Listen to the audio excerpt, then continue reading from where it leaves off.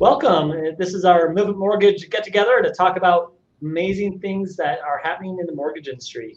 Today I've brought together two other expert loan officers within my company, Aaron Brenner and Julie Moffitt. Welcome. Chad, good to be on with you as always. And Julie, I think our first call together on the stream. It is. Thank you for inviting me, gentlemen. Yeah, we've been meaning to get Julie on here too, so this will be fun.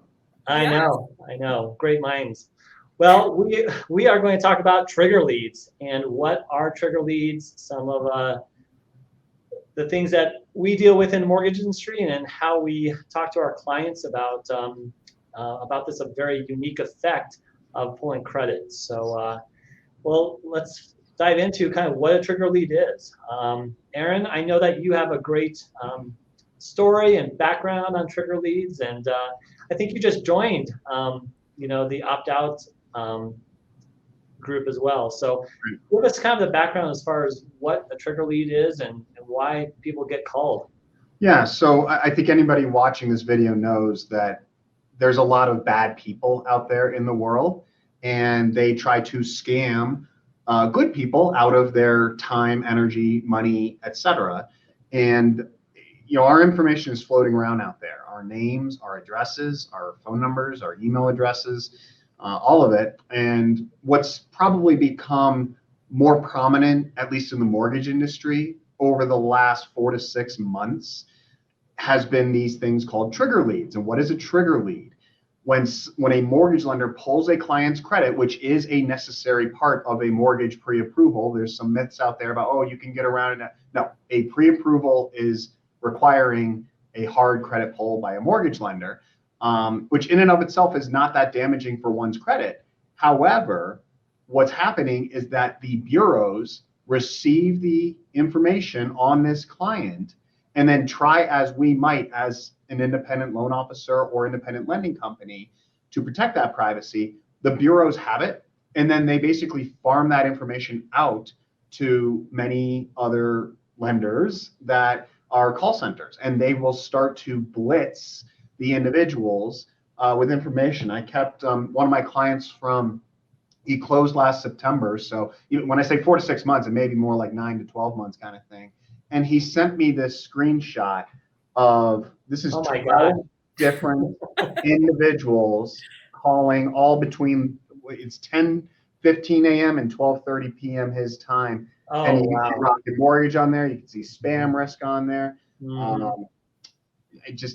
Rocket called twice, actually, as I look at it. And it's not just Rocket, it's lots of different lenders. And I personally have heard this more and more from different clients. It doesn't happen 100% of the time, but it is becoming more prominent. So a little bit later, we'll talk about ways to prevent this. But it is definitely something that in the lending industry we're aware is a thing. And I'm always clear to tell people, this isn't just Movement Mortgage. This isn't just any one lender. All of our competitors that realtors and buyers, know about our competitors and all that, it's the same thing. They're also not selling the information. It's the fault of the bureaus. So just something that we're trying to make people more aware of. Absolutely. Julie, what are some of your experiences, and what do you tell your clients when they apply for a mortgage? I have had similar experiences to Aaron's, and I've had clients call me and be like, hey, what just happened? I just got 5 phone calls in 5 minutes. So it is a real thing. And one thing that I do tell my clients is please protect your private information. So if it's not me or someone from my team that I have specifically told you might be calling you, please don't give your information out. You really, in this day and age, have to protect your private information. So your name, your address, your social, the things that are needed to pull credit. I even actually read a story about someone in Congress who was trying to pass a law to stop these, and they were doing their own mortgage, and she got a call from someone who had bought these trigger leads impersonating someone from her own company. She owned the mortgage company, and they said, we're from so and so, and she's like, do you actually know who this is and that I own that company? So who are you? And I guess the guy hung up on her. So like Aaron said, there are some unscrupulous people out there, and not to say everybody that's buying these leads is unscrupulous, but the reality is a lot of them are. And so I really tried to tell my clients to keep your personal information close to the vest, if that makes sense. Yeah. No, I think you're 100% correct. And I know a practice of mine and everyone here on this call and at Movement is we actually take out phone numbers, email addresses, the contact information when we pull credit. So when we submit a credit request, those things aren't necessary, things that we, so the contact information is missing, yet the trigger is still pulled with the bureau, and the bureaus actually have this information from previous credit inquiries.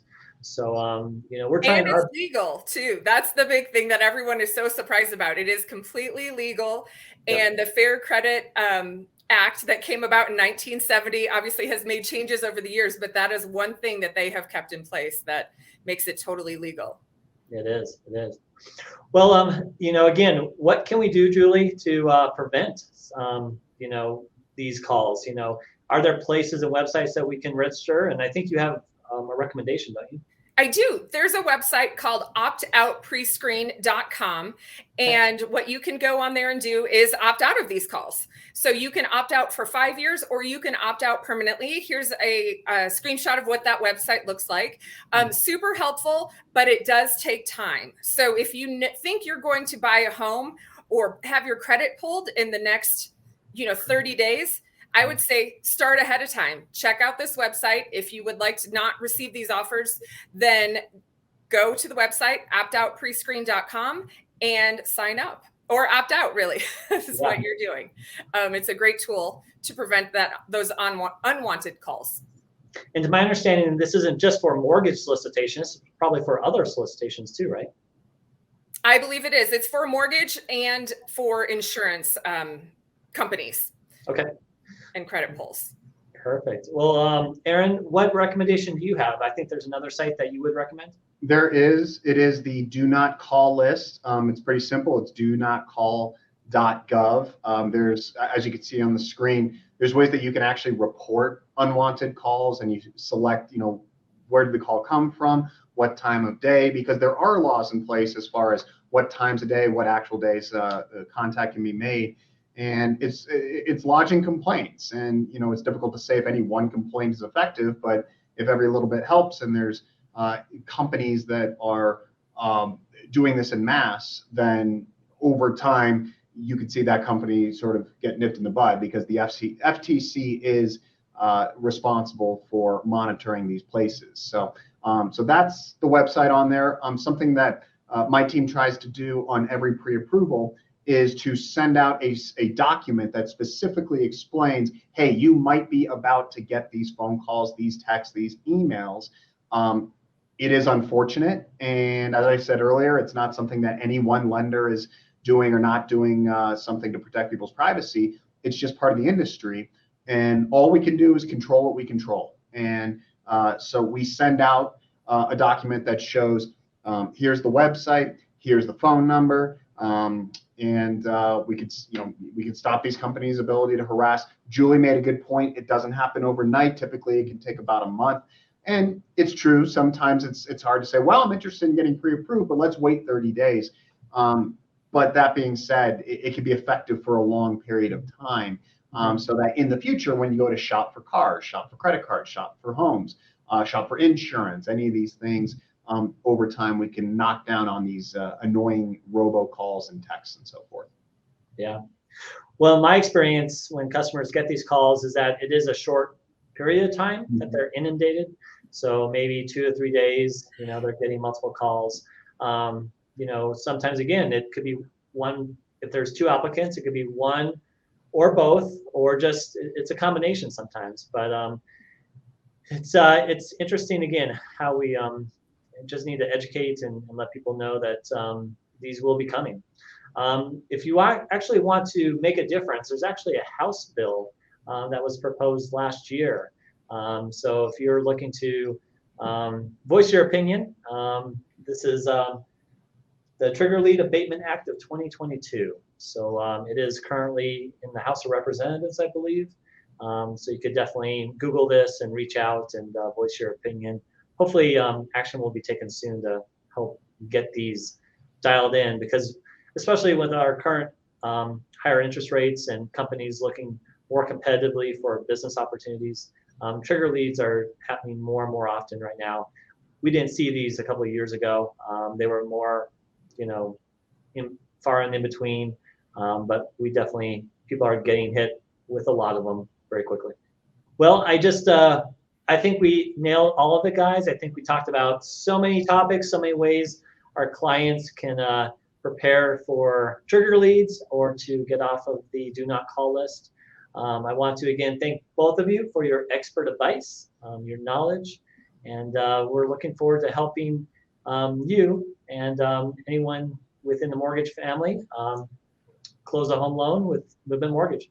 Thank you, guys. Good talk. Thanks, guys.